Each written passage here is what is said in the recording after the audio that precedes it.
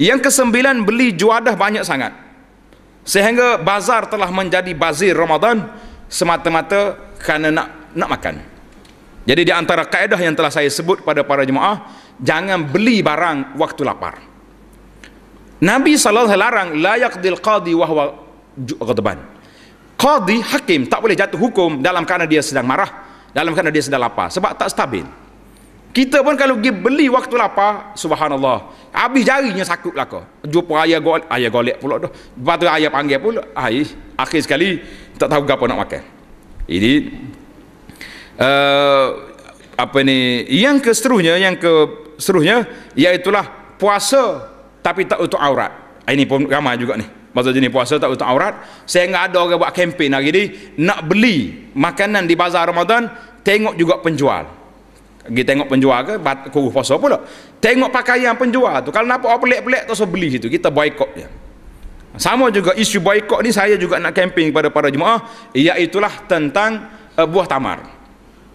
Kurma yang kita nak buka puasa itu, cari kurma yang bukan mari daripada Iran.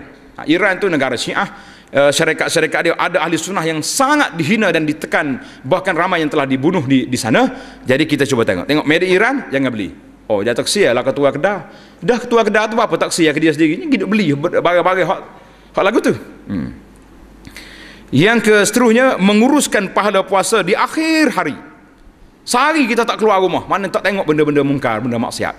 Tapi dekat kena buka puasa, nak pergi juga ke bazar. Tak pergi bazar, tengok belaka lah. Yang keseterusnya, banyak main Facebook dengan WhatsApp tapi meninggalkan baca Quran. Ini panggil penyakit orang baru ni. Ada juga di antara orang yang sibuk solat tarawih, dia duk qada semayang di belakang. Ini timbul masalah, orang tanya, boleh ke tidak orang ada solat qada, solat sunat? Saya dah jawab beberapa kali, tidak menjadi masalah tuan-tuan dan juga puan-puan. Solat tarawih ni musim ni je. Solat qada boleh solat sepanjang tahun, dan boleh solat lagi di rumah, boleh solat di siang hari. Kenapa nak pilih waktu tarawih itu untuk solatnya? Jadi menyebabkan berlaku tidak tenang. Imam di depan, dia solat juga kat belakang. Cuma saya nak tambah sikit lagi, hak solat tu boleh kira, hak duk buah tu tak puk laginya. Orang duk tarawih dia duk buah atas masjid lah. Kita kata baik awak balik daripada mengganggu orang sedang beribadat. Buat halakah pula tu. Orang pakat likur dia mari buat dia pula pasal jenis pandai berkecek, pandai bercakap. Jangan. Yang seterusnya, duk sibuk dengan rakaat tarawih 20 ke 8. Akhir sekali kita tanya dia, awak pergi mayang mana? Tak pergi pun. Ni lagi dahsyat ni. Sibuk ke bila dengan rakaat, siapa timbul ahli sunnah tak ahli sunnah, nama masalah bila dengan rakaat. Tapi bila tanya dia, saya tak ada masalah, saya 4 rakaat ya, lepas tu lari je.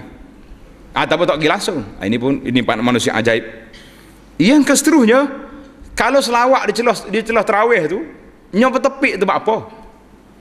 Allah, maknanya macam ke tuli ke malaikat nak bawa selawat kita pergi hantar ke Nabi sallallahu alaihi wasallam, kena bertempik. Melau-lau, buat apa tu lau tu? Nak selawat dengan sopan. Kita kalau Nabi ada depan kita melau ke tak? Kita tak akan kata. Jadi kenapalah kita buat benda-benda yang kita rasa molek? Siapa bergegar tak? Zaman dulu lah, orang kata budak-budak hak lau derah tu, dia tengok juga kat dapur.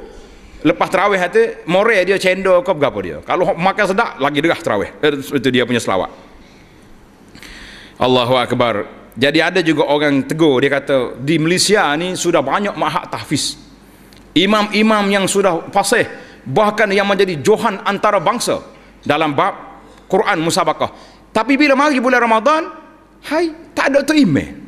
Terpaksa kena import mari daripada luar negara yang biasa-biasa. Kalau kita import imam-imam yang besar-besar, kita kata mari daripada Masjid Haram, kau boleh juga tahan.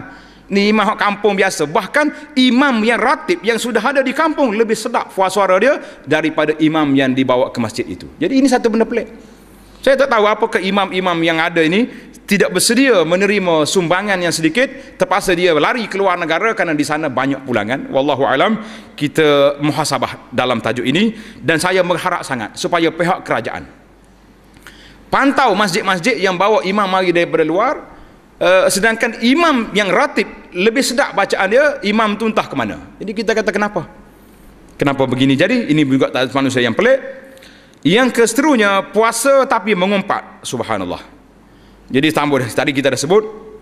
Ada juga orang sebut time puasa lelah nak buat reunion. Oh, jumpa balik kawan-kawan lama. Yang akhir sekali duduk reunion situ daripada petang sampai malam. Tarawih entah di mana pakai reunion. Reunion hari raya lah, kenapa duk sibuk dengan bulan Ramadan ni? Yang seterusnya, berpuasa tapi tak peduli dan masih lagi mengabaikan ibu bapa. Tak percaya ke mak ayah. Mak ayah ada kuih, kau tak ada, tak tanya.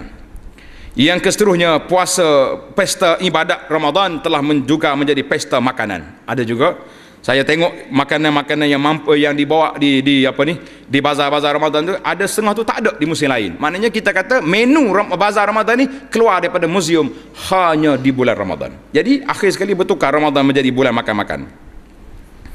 Yang seterusnya, sujud fizikal tapi tidak mampu sujud hati. Maknanya hati tak puasa juga, fizikal je tak makan. Di antara benda pelik juga, mari ke awal ke masjid, duduk cokoh, tak ambil Quran sambil-sambil nak tunggu qamat. Itu satu penyakit. Ini beberapa kali dah saya tegur, tolonglah para jemaah sekalian, rugi kita.